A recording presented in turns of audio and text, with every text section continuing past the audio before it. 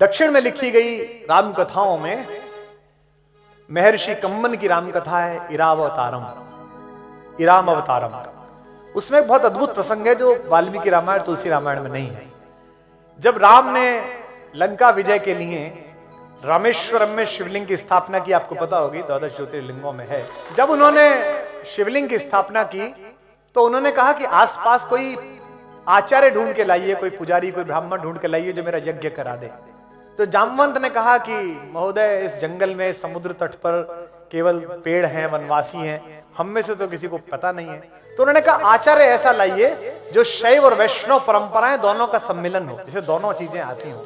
तो जामवंत ने कहा कि ऐसा तो एक ही आदमी है पर वो हमारा शत्रु है, पुलस्त मुनि का नाती है, वैष्णव है और शिव का भक्त है, दोनों परंपराओं का पोषक है और कर्मकांडी है, सब जानता है।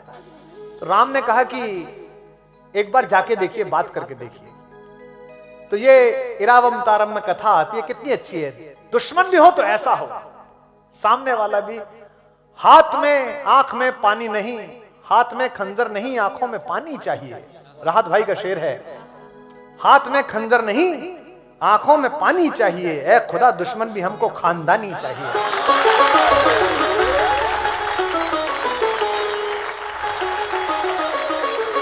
तो रावण जैसा आचार्य जामवंत जब लंका पहुंचे राम के कहने पर, महर्षि कम्मन लिखते हैं कि यह बात रावण को पता चली कि जामवंत आए हैं। जामवंत उनके पितामह के दोस्त रह चुके हैं, तो उनको लगा कि मेरे बाबा के दोस्त हैं तो आदर करना चाहिए। उसने राक्षसों से कहा कि मेरे महल तक का रास्ता बताने के लिए उन्हें कष्ट ना हो, हर जगह राक्षस हाथ जोड़कर खड़े हो जाए और जिधर की तरफ इशारा कर दें उधर जामवंत चलें। कथा आती है कंब की रामायण में महर्षि कम्बन की कि जामवंत, चूंकि शरीर आकार बड़ा था उनका, तो उनको रास्ता दिखाते दिखाते रावण के पास तक ले गए। उन्होंने, रावण ने उन्हें प्रणाम किया, खड़े होकर पैर छुए और कहा कि मैं आपका स्वागत करता हूं राक्षस राज रावण, किस लिए आप आए हैं? तो उन्होंने कहा मैं चाहता हूं कि मेरे यजमान की आप आचार्य बन जाएं। तो उसने कहा कि स्वीकृति से पूर्व मुझे विचार करना पड़ेगा और विचार में देरी लगेगी, तो अगर आप आसन ग्रहण कर लेंगे तो अच्छा होगा, मैं भी बैठ पाऊंगा। जामवंत बैठ गए। रावण ने पूछा कि आपका यजमान कौन है? तो जामवंत ने कहा कि अयोध्या के राजकुमार महाराज दशरथ के पुत्र श्री राम मेरे यजमान हैं और वे एक यज्ञ करना चाहते हैं, भगवान शंकर के विग्रह को स्थापित करके शिवलिंग को पूजा करना चाहते हैं अपने एक बड़े काम के लिए। तो रावण ने पूछा क्या ये बड़ा काम लंका विजय तो नहीं? जामवंत ने कहा आचार्य आप ठीक समझ रहे हैं, ये लंका विजय का यज्ञ है, तो क्या आप आचार्य पद स्वीकार करेंगे? रावण भी प्रतिभाशाली था, उसे पता था कि कौन व्यक्ति आया है मुझे आचार्य बनाने के लिए, इतना बड़ा अवसर मिल रहा है। उसने कहा कि मैं उनके विषय में ज्यादा नहीं जानता, लेकिन वे दूतों के प्रतिपालक हैं, वे अपने दूत को बहुत अच्छी तरह रखते हैं और ऐसे मर्यादावादी यजमान का आचार्य बनना मुझे स्वीकार है, जाकर उनसे कह दीजिए कि मैं आऊंगा। यह है रावण, जिसके घर में मां सीता सुरक्षित नहीं, शील के साथ सुरक्षित नहीं। यह है रावण, उस समय का शत्रु भी कैसा है राम का। तो जामवंत ने पूछा कि क्या व्यवस्था करनी पड़ेगी, क्या क्या सामान मंगाने पड़ेंगे?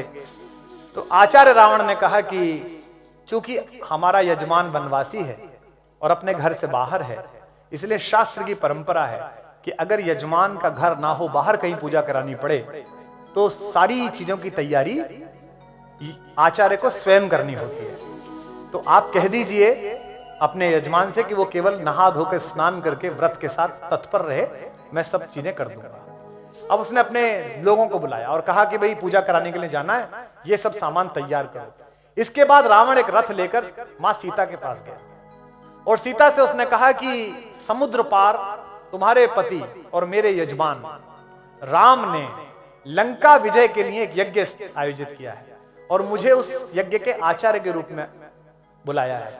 अब चूंकि जंगल में रहने वाले किसी भी यजमान की सारी व्यवस्था करना आचार्य का काम होता है, इसलिए उसकी अर्धांगिनी की व्यवस्था करना यह भी मेरे जिम्मे है।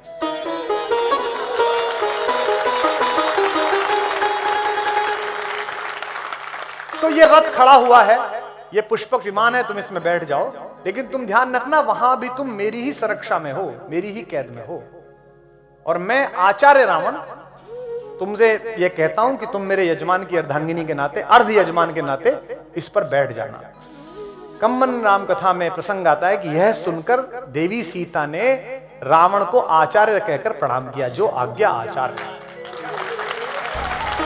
और अगली बात सुनिए, और उनके प्रणाम करने पर उसी रावण ने देवी सीता को अखंड सौभाग्यवती भव का आशीर्वाद दिया।